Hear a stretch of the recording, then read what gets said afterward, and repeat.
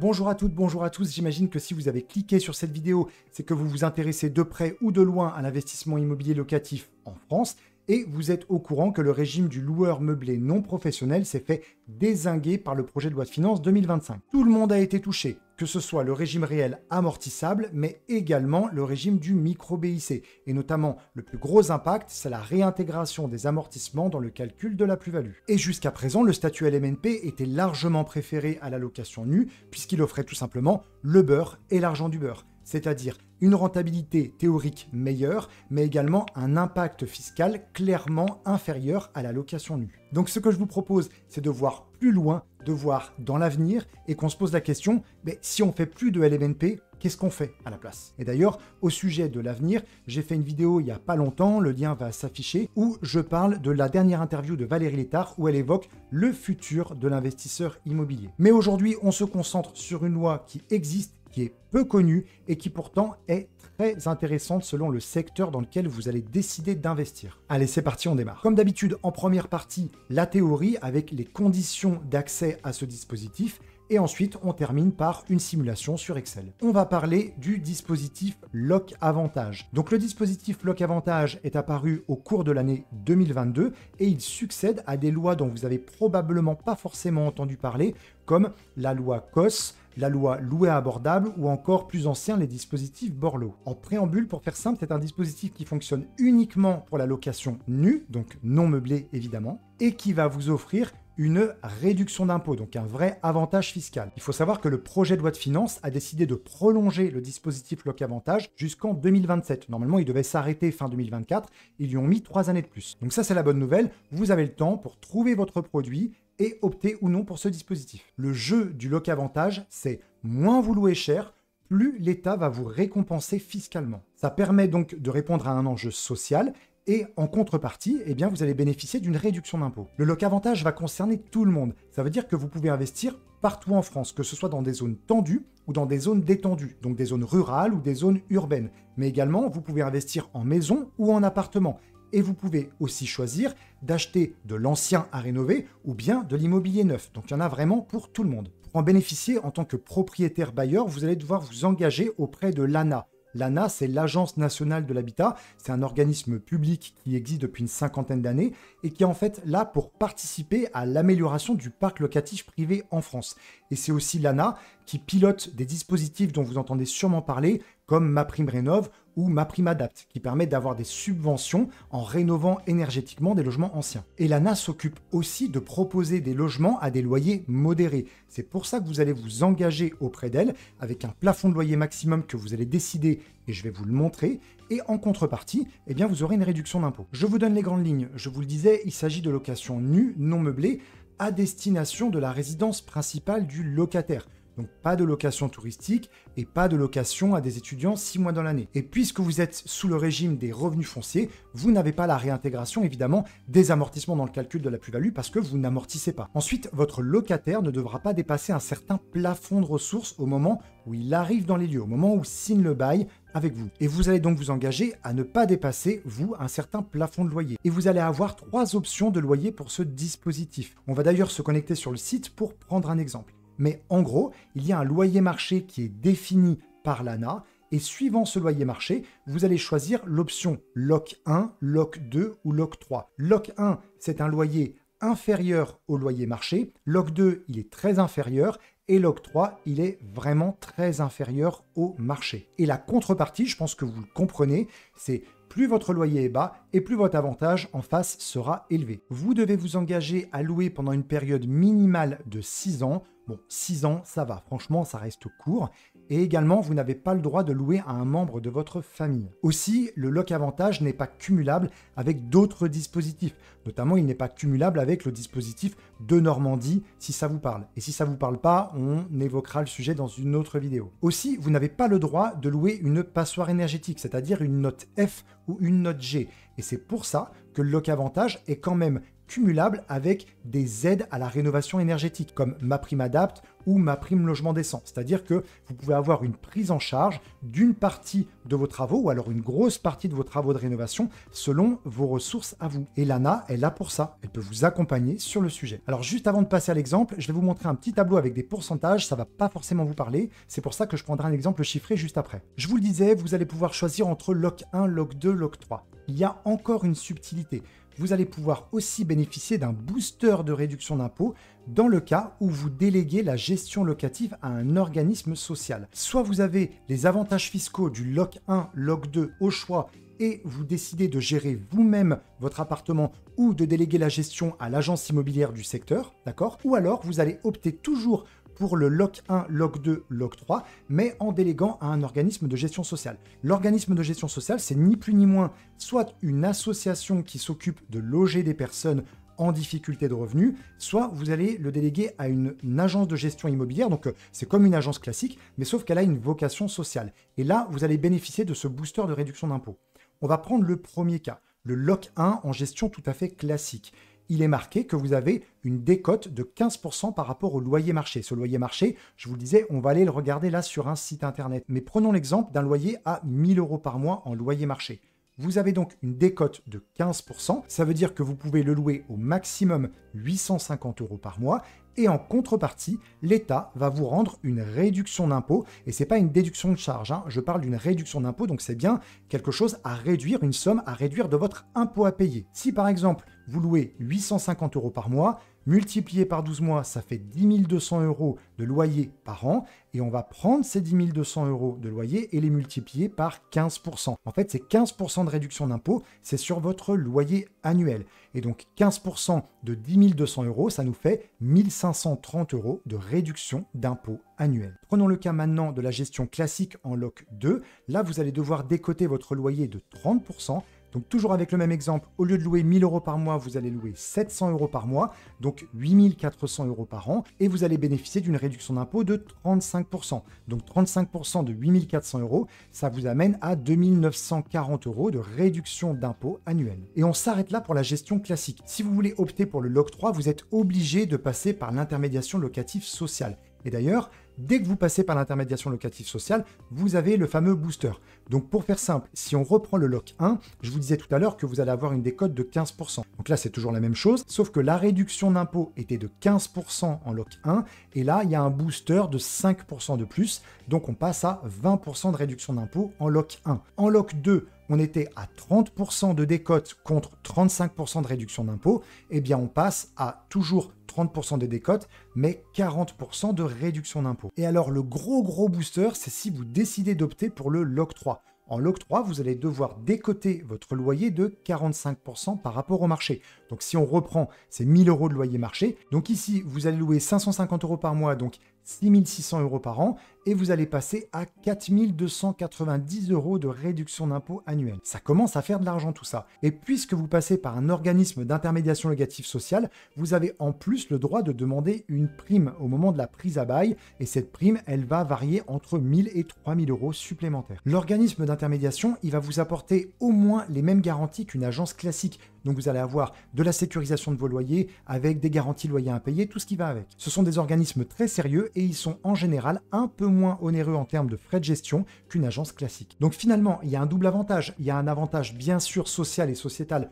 Pour le locataire, il va pouvoir accéder à un logement moins cher que celui du marché, ou alors bien moins cher, et le propriétaire, lui, il va bénéficier d'une réduction d'impôt, et le fait qu'il loue moins cher, il va bien sûr déclarer beaucoup moins de revenus fonciers. Donc pour une tranche marginale d'imposition élevée, c'est très intéressant. Plus la tranche est haute, plus c'est intéressant. Et donc, je vous propose de passer tout de suite à l'exemple. Alors on se retrouve ici sur le site de l'ANA, donc vous voyez le lien, mais je vous le mettrai en description, mon projet ana.gouv.fr, très important. Allez sur des sites .gouv.fr qui sont des sites gouvernementaux, des sites officiels. Bon, on va aller tout en bas et on va cocher « J'accepte les conditions ». Et on commence la simulation. Alors vous allez voir, ça va très vite sur le site. Vous allez mettre le nom de la rue, le code postal, la localité et surtout la surface de votre bien. Je vous propose de mettre une rue lyonnaise que vous connaissez ou que vous ne connaissez pas, c'est pas bien grave. Dans le 7e arrondissement, je vais mettre le 10 rue d'Anvers et le code postal 69007, localité Lyon. Et la surface totale, eh bien, je vais mettre un T2 grosso modo de 45 mètres carrés. On met générer ma simulation et il va me demander de confirmer l'adresse rue d'Anvers dans le 7e. Je coche, valider et nous y voilà. Donc ici, vous voyez les loyers loc 1, loc 2, loc 3. Donc on ne vous affiche pas ici le loyer marché. Il fait tout de suite la décote. Mais le loyer marché, on peut le recalculer très facilement. Grosso modo, c'est 717 € par mois pour cet appartement selon le site de l'ANA. Et il va vous dire, voilà, en loc 1, vous pouvez le louer 609 € par mois. En loc 2, 502 € par mois. Et en loc 3, 394 € par mois. Juste en dessous, il vous indique les avantages fiscaux, donc la réduction d'impôt dont vous allez bénéficier, d'une part sans intermédiation locative, je vous le disais juste avant, donc soit en gestion directe, soit avec une agence immobilière classique, loc 1 et loc 2, soit avec intermédiation locative, donc organisme social, et vous pouvez avoir un booster de réduction d'impôt, loc 1, loc 2, et surtout ce fameux loc 3 disponible uniquement si vous déléguez la gestion à un organisme social. En dessous, vous voyez les plafonds de ressources des locataires. Donc le plafond de ressources ici pour Lyon, en loc 1, c'est 43 475 € pour une personne seule. Clairement, c'est énorme. Hein. Ça nous fait du quasiment 3 400 € net par mois. Donc bon, on parle de dispositif social, c'est pas tant social que ça quand même. Hein. Le loc 2, le plafond pour une personne seule, c'est quasiment 32 000 €. Donc c'est pareil, on est à peu près tranquille. C'est plus de 2 500 € par mois. Et loc 3, c'est là que ça baisse véritablement. On arrive à 17 504 € par an, c'est-à-dire grosso modo 1450, 1500 € par mois de revenus. Mais si on le calque au loyer, qui est de 394 € dans cette simulation, on est sans problème en dessous de 30 ou 35%. Donc la personne peut payer son loyer. Voilà, comme ça vous avez vu les informations principales. Les loyers des côtés, la réduction d'impôt et les plafonds de ressources en face qui dépendent bien sûr de la zone. Il y a les grandes métropoles et les zones rurales. Et maintenant, on va passer tout de suite au tableur Excel. Alors nous voilà maintenant sur le simulateur Excel. Vous allez voir, c'est pas très compliqué. On va commencer tout d'abord par définir le montant du prêt et les conditions de prêt. Alors le montant du prêt, je vais mettre finalement un prêt qui vaut le prix de l'appartement et vous payez vos frais de notaire derrière. Donc pas plus d'apport, ok? Ça reste une simulation tout à fait classique, mais l'idée c'est de voir les ordres de grandeur, donc la différence selon le type d'option. Par exemple, on va prendre un montant de prêt aux alentours de 160 000 €, disons un T2 aux alentours de 160 000 €, il est assez ancien, à Lyon, etc. Et le taux d'intérêt va être de 3,40% avec une durée d'emprunt de 20 ans. Et oui, aujourd'hui, on va pas bien plus loin pour les investisseurs, on est généralement sur 20 ans et pas sur 25 ans. Donc votre mensualité, on va pas chipoter, elle est de 920 € par mois. Ok ? Donc on va tout d'abord s'intéresser à la colonne B, qui est la colonne classique. Finalement, si vous n'optez pas pour le dispositif Loc Avantage, votre loyer des côtés sera de 0%, le loyer mensuel, donc 717 €, votre loyer annuel, on le multiplie par 12, 8604 €, et on arrive sur un rendement brut de 5%. Je vous l'ai dit, c'est pas élevé, c'est juste pour l'exemple. Évidemment, là, on est à Lyon, donc on peut dire que c'est le mauvais exemple, c'est le pire du pire, mais à nouveau, l'important, ce sont les ordres de grandeur. Une fois qu'on a vu le rendement, la prime, eh bien, pas de prime, c'est 0, pas de réduction d'impôt du tout, et j'ai opté pour le régime du microfoncier. On fait un abattement de 30%, comme ça, c'est simple à calculer, ok, et souvent, ça correspond assez bien finalement aux charges que vous avez à payer entre la taxe foncière, les frais de gestion, etc. Ça veut dire que vous allez déclarer 6 023 € de loyer annuel, de revenus fonciers, et vous allez être taxé. Et la taxe, ici, j'ai mis 47,2%. C'est-à-dire que je suis parti du principe que vous étiez dans une tranche marginale d'imposition à 30%. Ne confondez pas la tranche marginale d'imposition au taux moyen d'imposition qui est affiché lorsque vous vous connectez sur le site des impôts. La tranche marginale, si vous êtes seul, si vous dépassez 29 300 € de revenus à l'année, vous appartenez à une tranche à 30%. Ça veut dire que chaque augmentation de revenus sera taxée à 30%, alors qu'en dessous de 29 300 €, c'est plutôt 11% de taxation. Donc ça veut dire que l'immobilier va forcément dépasser les 29 000 puisque ça va dépasser votre revenu salarié. Vous allez être donc taxé à 30%, plus les cotisations sociales, 17,2%. 30 plus 17,2, on est bien, ça fait 47,2%. Donc, on multiplie 6 023 € de revenus fonciers que vous allez déclarer par 47,2%, ça nous amène à 2843 € d'impôts et de CSG. Votre résultat annuel est donc de 3180 €. Et ensuite, puisqu'on a mis des informations concernant le taux d'emprunt et le montant, eh bien vous voyez ici le delta versus la mensualité, c'est-à-dire quelle est la différence entre ce que vous payez à l'année et par mois, entre votre mensualité de crédit et votre loyer, une fois qu'on a déduit toutes les charges fiscales et bien sûr les charges liées à votre bien. Il vous reste tous les mois à régler, grosso modo, 655 €. Ça, c'est l'effort d'épargne que vous devez verser tous les mois pour arriver à zéro, pour combler le crédit. Ok ? Ça veut dire que votre rendement net, il passe de 5% brut à 2% net. D'accord ? Je vous le disais, ça ne fait pas rêver, c'est les grandes villes, mais c'est pas grave. Et bien sûr, puisqu'on n'est pas dans un dispositif, eh bien ici, vous n'avez aucun plafond de ressources des locataires. Vous faites absolument ce que vous voulez, vous louez à qui vous voulez. Passons maintenant au dispositif Locavantage. Et on va passer au standard. Le standard, c'est donc vous gérez vous-même ou vous déléguez à une agence classique.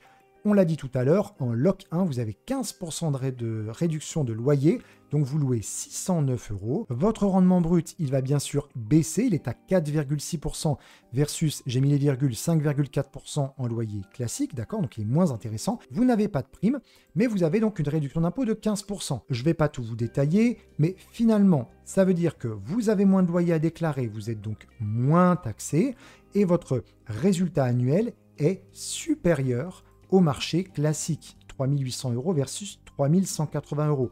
Ça veut dire que votre différentiel versus la première situation, à chaque fois j'ai fait un différentiel versus la situation du loyer marché classique, c'est plus 19%. Donc en Loc 1, c'est déjà beaucoup plus avantageux qu'en loyer marché classique. Ça veut dire que votre delta versus la mensualité, votre effort d'épargne est donc inférieur. On est à 603 € contre 655 € dans la première situation et donc un rendement net de 2,4%. Et donc le différentiel VS marché que vous voyez ici, eh bien c'est la différence de rentabilité, c'est combien vous gagnez en plus par rapport au loyer marché classique. Donc ici, vous êtes à 2,4% versus 2%, eh bien c'est 19% de plus de gains. On passe ensuite en Loc 2, décote de 30% du loyer, réduction d'impôt de 35%, et donc on arrive sur un total de 2,7% de rendement net. Là aussi, on améliore encore la situation, et vous voyez que l'effort d'épargne est à 558 € versus nos 655 € de base. Ça commence à faire des vraies différences. Puis ensuite, le Locavantage via intermédiation locative. On retourne sur le Loc 1, donc toujours la même décote, 15%, mais un avantage fiscal non plus de 15%, mais de 20%. Vous vous retrouvez donc avec un rendement de 2,6% qu'on peut comparer au Loc 1 sans intermédiation locative qui était de 2,4%, mais on voit qu'il est moins intéressant que le Loc 2 en gestion standard. Et après, on va passer à Loc 2 et Loc 3. Donc pour Loc 2, on arrive à un gain de 2,9% net, et en location ultra sociale, on va dire en Loc 3, on arrive à 3%. Donc il y a un équilibre à trouver entre tout ça. Mais regardez, on voit que l'effort d'épargne en Loc 2 et Loc 3 avec intermédiation locative, on est à grosso modo 520 et 530 € versus les 654 €, 655 € de base. C'est une grosse différence. La différence de rendement, vous voyez, elle est entre 46 et 51%. Ben oui, par rapport au classique, puisqu'on était à 2%, et là on passe à 3% de rentabilité. On augmente largement son rendement sur son appartement locatif. Et là, je l'ai mis dans une situation avec une tranche marginale d'imposition à 30%. Plus vous êtes imposé sur les loyers, et plus ce sera intéressant d'opter pour un dispositif Loc 2 ou Loc 3. Voilà, c'était simplement une photographie simple, mais pour que vous ayez une idée du différentiel de rendement entre le marché et entre le dispositif Locavantage. Bien sûr, celui-ci va dépendre de votre prix d'achat et donc du secteur dans lequel vous décidez d'acheter. Voilà, j'espère que vous avez appris des choses, que c'était assez clair. Peut-être que vous ne connaissiez pas ce dispositif. N'hésitez pas à me dire ce que vous en pensez dans les commentaires. Et d'ailleurs, si vous avez des questions plus précises ou plus techniques, il faut quand même retenir qu'il peut y avoir d'excellents investissements à faire en dispositif Locavantage selon la région dans laquelle vous habitez et selon le secteur dans lequel vous allez investir. Puisque évidemment, c'est un dispositif qui ne sera pas très intéressant dans les grandes villes, là où les prix sont très élevés et les loyers sont très élevés. Mais si vous investissez dans un secteur un peu plus reculé, mais dans lequel la demande locative est toujours très tendue, et que le loyer des côtés n'est pas très loin du loyer marché, et bien là, vous pourrez véritablement faire une super affaire en achetant pas très cher, en louant à un loyer correct et en plus en bénéficiant d'une réduction d'impôt. J'en ai terminé pour aujourd'hui. Partagez cette vidéo et likez-la si vous l'avez appréciée, c'est la plus grosse récompense que vous puissiez me faire. On parlera sur cette chaîne bien sûr d'autres dispositifs et en attendant, posez vos questions en commentaire si vous le souhaitez et je vous dis à très bientôt. Ciao.